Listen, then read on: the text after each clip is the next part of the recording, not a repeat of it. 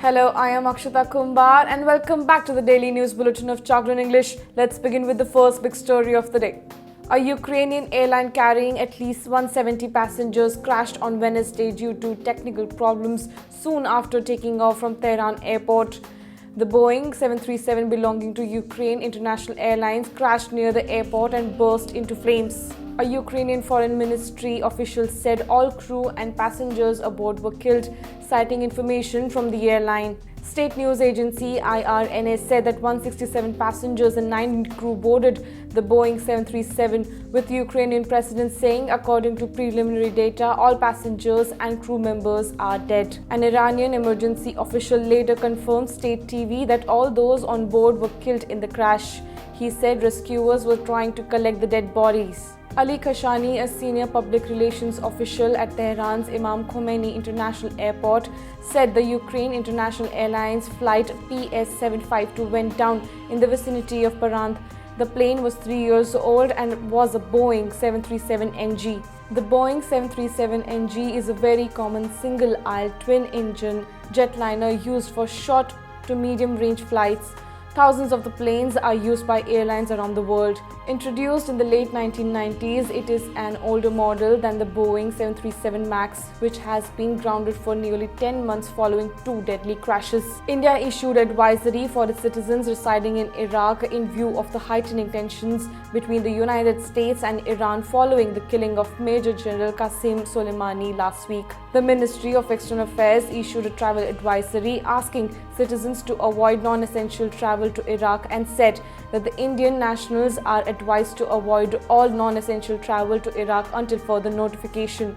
Indian nationals residing in Iraq are advised to be alert and may avoid travel within Iraq. However, the MEA also said that the Indian embassy in Baghdad and consulate in Erbil will continue to function normally to provide all services to Indians residing in Iraq. Meanwhile, government sources said that all Indian carriers have been told to avoid airspace of Iran, Iraq and the Gulf following tension in the region. About 25,000 Indians are working across Iraq, mainly in infrastructure and oil sectors. Erbil, the capital of Northern Autonomous Region of Kurdistan, has the highest number of Indians, many of whom are into trade. The advisory came hours after Iran launched over a dozen ballistic missiles targeting at least 2 bases where US military and coalition forces are stationed in Iraq. The attacks were in revenge for the killing of the commander of Iran's powerful Revolutionary Guards, General Qassem Soleimani, in a US drone strike on Friday, which was ordered by the President Donald Trump. Transport and banking services affected across the country as central trade unions have called for a nationwide strike, Bharat Bandh, to protest against the government's anti-labor policies.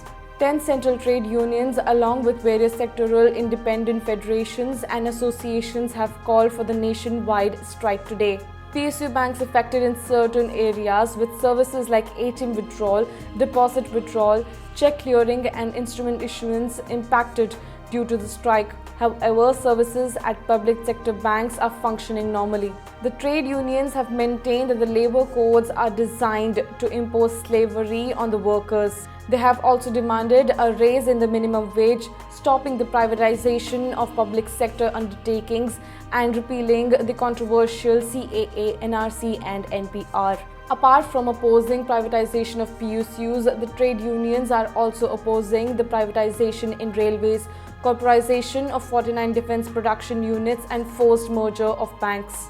The nationwide shutdown call of the trade unions against the centre's policies evoked a good response in Punjab as normal life was disrupted, but in Chandigarh and neighbouring Haryana it was mixed amid rains. There was no report of any untoward incident from anywhere in the states. While in Bihar, hundreds of vehicles were left stranded at many places after CPIM activists blocked the Patna-Ara highway following the nationwide strike. Bus and train services in various parts of the country, including West Bengal and Odisha, have been affected. Meanwhile, the Shiv Sena NCP Congress government in Maharashtra extended its support to the Bharat Bandh against the policies of the central government. Congress leader Rahul Gandhi also hailed the trade unions' Bharat Bandh call and said that the anti-people and anti-labor policies of centre have created catastrophic unemployment.